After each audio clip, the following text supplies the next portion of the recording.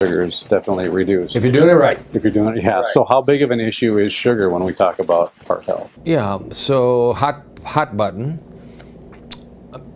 There are those that were a bit inappropriate with their research funding and all in the 60s. There's really just 3 doctors that are known to have taken some money from the sugar industry and alter the slant on a very research-oriented paper that probably nobody read. I've read it, but it wasn't exactly like the cover of Time magazine where everybody was seeing it, and that's obviously wrong. And there was a vigorous scientific debate in the 60s and 70s, spearheaded by Ancel Keys on the side that sugar matters, but nowhere near as much as animal saturated fat.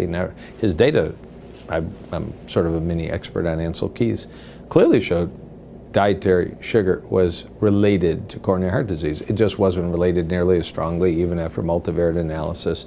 If you factored sugar out and left saturated fat in the studies, it predicted the development of disease. If you factored saturated fat out using statistical methods and left sugar in the program, it didn't predict coronary heart disease in studies.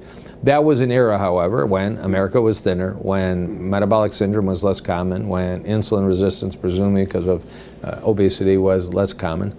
And it's a bigger issue now than it ever was. And I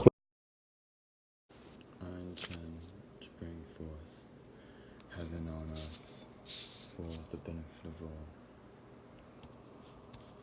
Release all wonderful souls from bondage.